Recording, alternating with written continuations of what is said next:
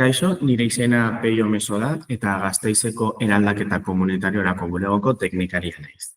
Bueno, lehenengo eta behin ongi etorri bigarren webinar honetara. Gaurkoan energia komunitateen lege eta politika esparrua landuko dugu eta azalduko dizuet. Eta bueno, bigarren webinar hau 10 webinarreko talde batean sartuta dago. Lehenengo webinarra nire lankidea den Nagorek eman zuen eta energia komunitateen sarreraren inguruan izan zen. Bertan, energia komunitate bat zer den, proiektu mota egin aldinen, eta holako aspektuak landu ziren. Hau da, energia komunitate bat zer den, ulertu ahal izateko. Eta gaurkoan, energia komunitate hauen lege eta politika esparrua azalduko dizuet. Horretarako, 7 puntu hauek landuko ditugu. Lehenengo eta behin, Europa eta Estatu mailako energia komunitatei buruzko lege esparrua azalduko dizuet, hau da, ulerteko nondik datorren energia komunitatearen definizioa eta nola sartu da modu nazionalera. Gero, autokontsumo kolektibo eta partekatuari buruzko araudi espezifikoa, energia komunitate bateko parte hartzaileen eskubideak eta bete beharrak, hau da, batzuk aipatuko dizkizuet, garrantzitsuenak. Gero, administrazio prozedurak eta eratzeko lege eskakizunak, eta sare elektrikora konektatzeko arau esparrua. Hau aurrera, beste webinar batzuetan baita landuko da, baina gaur sarrera txiki bat egingo dut.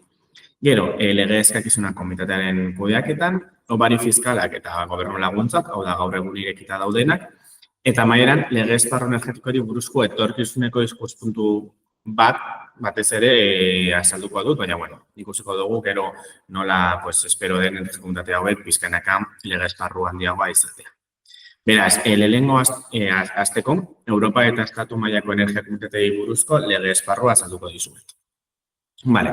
Energia komunitateen lehenengo definizioa Europatik dator, Europar Batasunetik, eta bi mota aipatu zituen. Alde batetik, energia berriztagarrien komunitate, hau da, EBK, erderaz Comunidad Energética Renovable, eta herritarren energia komunitatea, HEK edo CCE, erderaz Comunidad Ciudadana de Energía. Eta hau zertarako egin zen, herritarren alduntzea eta trantzioa. Zergatik bi, ezberdintasun daude bien artean. Alde batetik EBK daukagu, energia prestagarrien komunitatea, hau da, 2018-2001 Europar Batasuneko zuzentarauan, aipatu zen. Eta, lehenengo aldiz hartzen irudi hau, eta honek, azkenean, erakunde juridiko autonoma eta borondatezkoa da, bertako kide kontrolatzen dute, eta egiten diren jarduerak energia berriztagarrietan oinarrituta daude. Hau da, energia berriztagarria sortu, kontsumitu, biltegiratu eta saldu. Eta ingurumen onurak, ekonomia onurak eta onurak sozialak bilatzea ditu helburu moduan. Hau da, energia berriztagarrien komunitatea. Eta urte bat beranduago, Europar Batasuneko 2019 zuzentarauan, herritarren energia komunitatea, HEK, agertzen da. Eta energia komunitate honetan, mota honetan, edozein energia iturrarekin jardun daiteke. Hau da, aurrekoan energia berriztagarriekin bakarrik, baina oraingoan edozein energia mota. Erakunde juridiko zabalagoa da, hau da, edozein energia iturra erabili daitekelako, aurrekoan bezala parte hartzailea eta borondatezkoa da, jarduerak elektrizitatea ekoiztu, partekatu eta gorde eta saldu, da, kasu honetan ez energia berriztagarria, baizik eta elektrizitatea orokorrean, eta onurak, kide edo komunitatearentzako onurak bilatzea da. Ondoren, hau araudi nazionalera nola etorri zen? Araudi nazionaleran 2020ko ekainaren 23ko lege dekretuan energia berriztagarrien komunitatea sartzen da Espainia mailan, eta karratu berdean daukazuena da esan nahi deskripzioa, gaztelera ez dago deskripzio orokorra delako, benetan agertzen dena. Eta, hau azkenean 2020an agertu zen lehenengo aldiz, baina 2023an errege lege dekretuarekin, errege 2023, errege lege dekretuan, barkatu, Europako zuzentarauaren transposizio partziala egin zen, energia komunitateen legezko onarpena, baina Europar Batasuneko legedi horren transposizio osoa ez zen egin. Hau da, oraindik hau osatu behar da eta hobekuntzak eman. Orduen, horregaitik, nire lankidea den Nagorek aipatu zizuen moduan, lehenengo webinarrean, sortu behar da kooperatiba edo elkarte baten moduan. Zergatik, oraindik Espainia mailan ez dagoelako energia komunitatean, pertsona hori sortua. Beraz, horregatik, aipatu nahi dugu hor, pues, oraindik transposizio hori falta dela, egia da pizkanaka horrean doala, adibidez, ekainaren 24ko parkatu. Zazki 2025 errege lege dekretua aurkeztu zen, baina kongresuan atzera bota zen, gero aipatuko dugu hobeto, ze hobekuntza daude honetan sartuta, baina atzera bota zen, eta, oraindik ez dago transposizio guzti hori Espainia mailan. Gero, hau alde batera utzita eta autokontsumo kolektibo eta partekatuari buruzko araudi espezifikoa lantzen, ikusi daiteke arau esparru honetan autokontsumoa badagoela ondo definituta Espainia mailan, hau da, sektore elektrikoari buruzko abenduaren 26ko 24/2013 legearen barruan dago ezarrita araudi guztia, gero autokontsumoari buruzko funtsezko araudia behatara zen, 2044-2019 errege dekretua, eta, zurrengo baldintzak aurretzen ditugu, ekonomikoak, teknikoak eta administratioak. Orduen, azkenean egia da, autokontsumoa baduela bere lege esparru hau bastante sendoa, baina, azkenean autokontsumo kolektiboko proiektu bat energia komunitateen barruan egiten da, baina, naiz eta honek bere araudia nahiko indartua izan, egia da energia komunitatearen figura hori ez daukala oraindik orduen.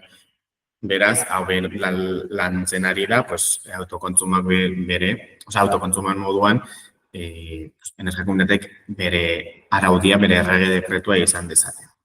Orduan, honekin jarraitzen, lehen aipatu dan legaren arira, IDAEk taula bat dauka, gazteleraz dagoena, baita hau da IDAEren taula originala, eta, 24/2013 lege honen barruan, bat errege dekretu joan dira gehitzen urtetan zehar, eta, taulan hartzen direnak dira, eta, gehiago jakin nahi baduzue, errege dekretu horretan daude informazio guztia.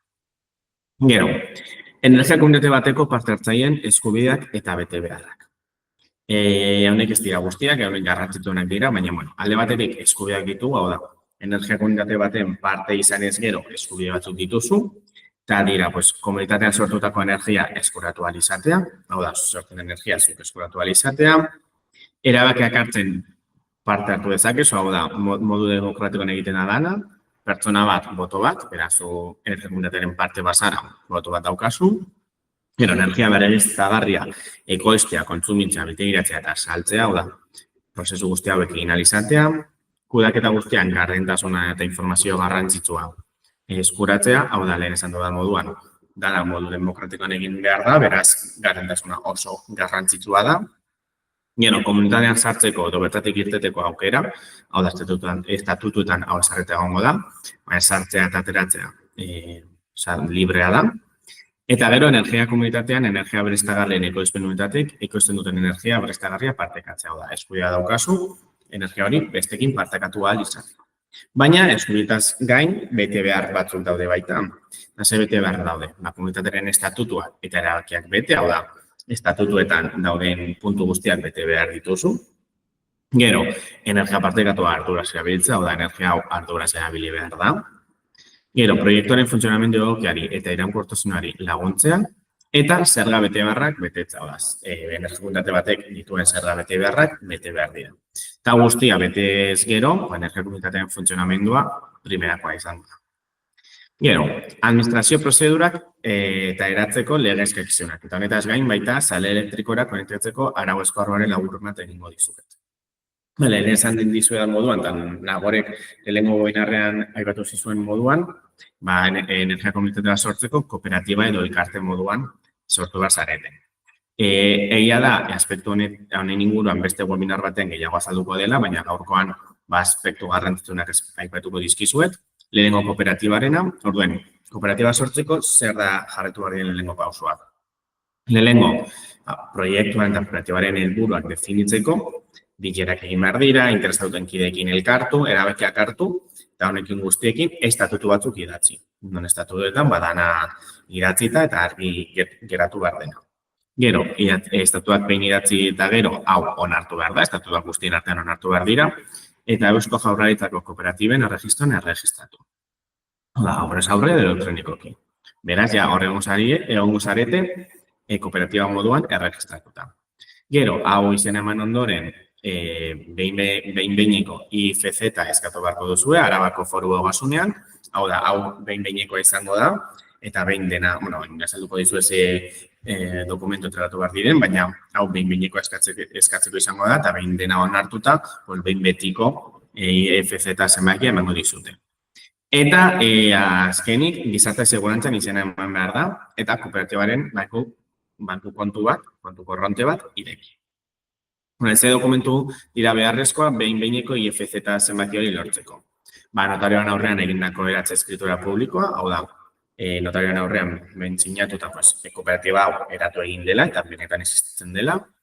Izenaren ziurtagiri negatiboa, hau da, zuen izen berdina ez daukan kooperatibarik konfirmatzen duen dokumentu bat, hau da, ez dagoela besterik izen berdinarekin. Eta tasa guztiak ordendu izenaren ziurtagiria. Eta honekin, behin-behineko dokumentu emango dizute, eta behin dena onartuta, behin betikoa. Eta elkartearen kasuan, nahiko antzerakoa edo berdina da.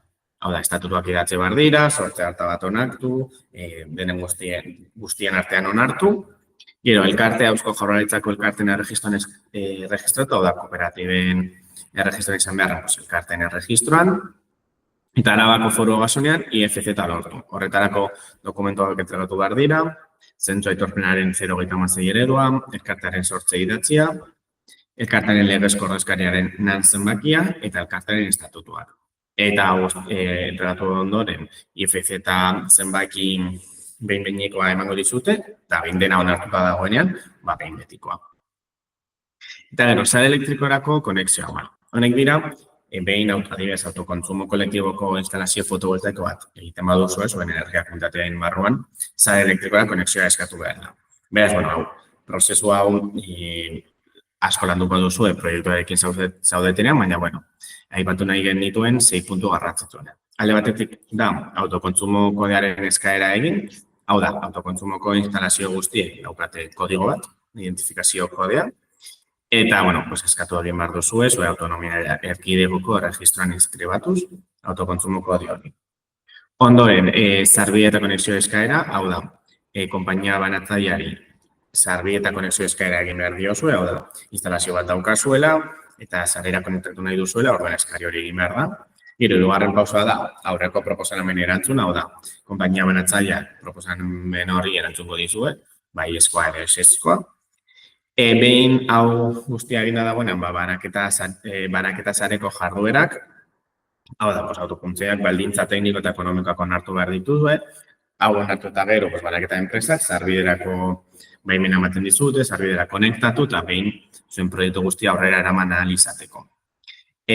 Ondoren, sarbiderako kontratu teknikoa egin behar da, hau da, banatzailearen eta kontsumitzailearen arteko harreman teknikoa sartzen duen dokumentua, hau da, dokumentu ofiziala, eta behin hori izan da, baina zuen proiektuko instalazioa sarera konektatuta dagoela, aipatu daiteke. Eta ondoren, 1100 errege dekretuaren araberako neurketaren konfigurazioa egiaztatu behar da. Hau da, arau horrek betetzen direla egiaztatu behar da. Baina, beste puntu guztiak jarraituz gero, hori beteko da. Bosgarren puntua da, lege eskakizuna komunitatearen kudeaketan. Hau da, behin energia komunitate bat sortuta daukagunean, lege erantzukizun batzuk daude, hau da, gauza batzuk bete behar dira. Gauza batzuk egitea beharrezkoa da, orduen. Adibidez, baimenak lortu, erakunde eratu, energia kudeatu, araudia bete, eta bar. Eta hemen azalduko dizue zintzu diren lege erantzukizun garrantzitsuenak. Alde batetik erakunde eratzea, hau da, aurreko diapositietan aipatu dizuetan moduan, energia komunitatea entitate juridiko bezala eratu behar da, orduan beraz, hau erakundea eratzea eta aurrera eramatea erantzukizun bat da, bazkideen erantzukizuna, baimenak lortu, hau da, sarera kontaktu behar bada instalazioa, tokiren baten egin behar bada eta baimena behar bada, baimen horrek lortu. Hau da, energia komunitateak egin behar duen ariketa bat, erantzukizun bat, baimenak lortzea. Energiaren kudeaketa, hau da, energia komunitateak kudeatu behar du, hau da, nola banatu, biltegiratu, zareratu, hau da, energiaren kudeaketa guzti hau, energia komunitateko kideek egin behar dute. Araudia bete, hau da, legean dagoen araudia bete berri egin behar da, dagoen araudi guztia bete, eta araudi berriren bat badago, araudi hori mantendu eta betetzen jarraitu.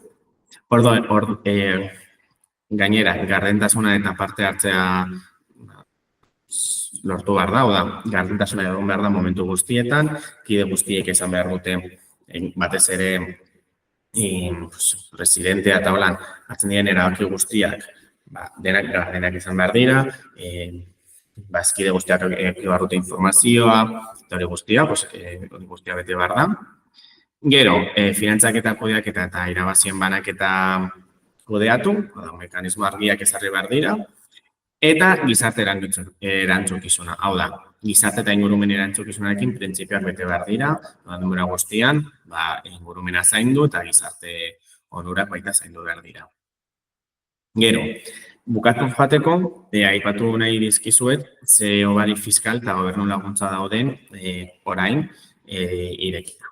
Alde batetik, Europatik hasita, adibidez, Life Clean Energy Transition edo LifeZ deituriko proiektua dago, honen helburua energia eraginkortasun autokontsumoa eta herritarren eginkizun aktiboa sustatzen dituzten proiektuak laguntzea da, energia komunitateei buruzko proiektuak laguntzea.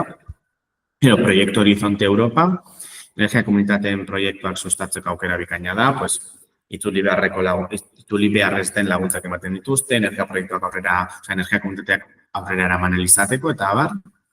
Gero, Estatu mailan, Espainia mailan, nazionalean, ze implementa programa, Europar Batasuneko suspertze, transformazio eta resilientzia planeko, edo Next Generation diru laguntza hauek ezagutzen direnak, funtsezko programa bat da, honek laguntzak ematen ditu energia komunitateetan proiektuak egin ahal izateko, eta, hau da, ze implementa, baina proiektu honen barruan, adibidez, ze ofizinas laguntza baita dago, eta ze ofizinas laguntzaren bitartez, eraldaketa komunitariorako bulegoak sortu dira, gurean modukoak, eta, azkenean baita, energia komunitateek laguntza behar dute prozesu guzti horretan, azkenean eraldaketa komunitarioko bulegoak laguntza bat dira proiektu hauek aurrera eraman ahal izateko.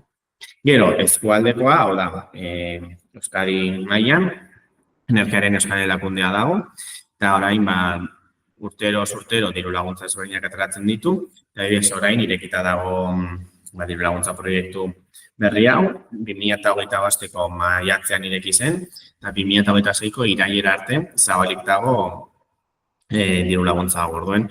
Eskatu alda energia komunitate moduan, proiektu berriztagarriak egiteko, autokontsumo kolektiborako, fotovoltaikoa, aerotermia, geotermia eta abar. Eta gero udalerrikoa, hau da, Gasteiz mailan, Gasteizko udalak diru laguntza esklusibo bat atara du energia komunitateentzat.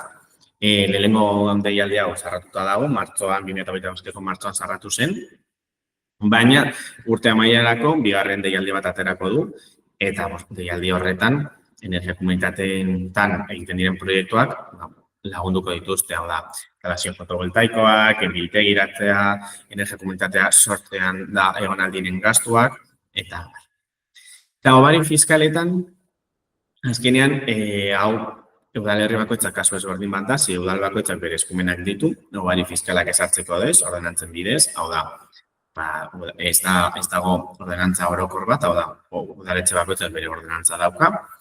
Eta adibidez, energia Gasteizen, energia komunitate baten barruan dagoen autokontsumo kolektiboko sistemeterako, ogasun higiezinen gaineko zergan, hau da, OHZ-etan, gazteleraz IBI, 50% hobaria dago 5 urtera arte. Hau da, energia komunitate baten proiektuaren parte bazara, zure etxebizitzako OHZ zergan, 50% hobaria dago 5 urteetan. Eta etxebizitzako inbertsio kostuaren 15%ra arte mugatuta dago. Hau da, zuk etxebizitza moduan instalazio hori, adibidez fotovoltaikoa, egiteko izan duzun gastuaren 15%ra mugatuta dago. Honetaz gain, ekonomia jardueren gaineko zergan baita dago hobaria, non autokontsumorako edo instalazio berriztagarrietan parte bazara, kuotaren 10% baria izan dezakezu 5 urte arte. Eta, bueno, OHZ-etara hori bira bueltatuz, hainbat aukera daude. Adibidez, energia komunitateen parte basana, 50% deskontua daukazu. Gehienez bost urtez. Izan daiteke energia komunitate baten partez izatea, baina autokontsumo kolektiborako sistema bat izatea. Kasu horretan, 1,35% deskontua dago, eta autokontsumo individualerako, 1,15% deskontua. Eta azken bi kasu hauetan, gehienez 3 urtez. Eta gero, amaitzeko, lehen aipatu da moduan, lege esparru energetikoari buruzko etorkizuneko ikuspuntuak. Bale, lehen aipatu da moduan, ekainaren 2024ko parkatu. 7.025 lege dekretua aurkeztu zen kongresuan, orain dela aste batzuk, non gazteleraz ezagutzen den moduan antiapagonez dekretua zen, hau da, apirilean izan genuen apagon orokorronen arira. Eta, bueno, azkenean hau bada sistema elektrikoa alduntzeko. Eta, bueno, sartzen diren berrikuntza edo alduntze proiektu hauetan, energia berriztagarriak onuran nahiko izan dituzte. Bueno, izateko armoa zuten, ze hau aurreratzen dizuet kongresuan atzera bota zutela. Eta, baina, bueno, adibidez, orkesten zen, horrek aipatu zizuen lehenko goindarrean, zuk energia berriztagarritako autokontsumoko proiektu bat egiten duzunean, azkenean, bakarrik konektatu daitezke 2 kilometrotara dauden kontsumo puntuak hau da. Guk instalazioa egiten dugun lekutik, 2 kilometroko radioan dauden kontsumo puntuak konektatu aldira puntu horretara. Baina, dekretu honi esker, kilometro horrek handitzen ziren, eta 2 kilometrotik 5 kilometrotara pasatzen zen muga hori, orduen, egia da, kaso askotan, kontsumo puntu asko, gehitu aldira instalazio batzu eta orduen hau energia komunitateentzat kristolako onura da.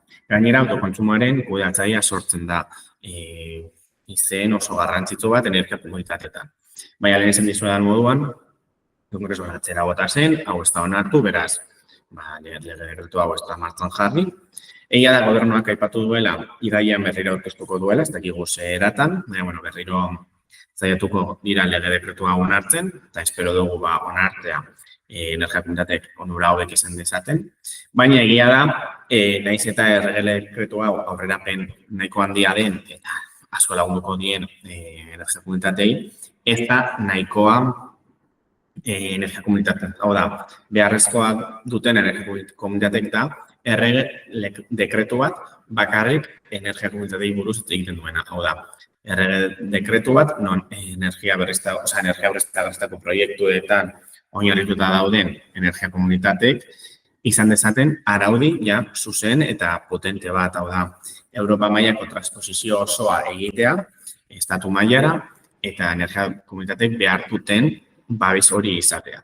Horren, espero da, hurren urteetan errege lege dekretu hau onartzea, lehenko sortzea eta onartzea, eta energia komunitateek behar duten babes hori izatea.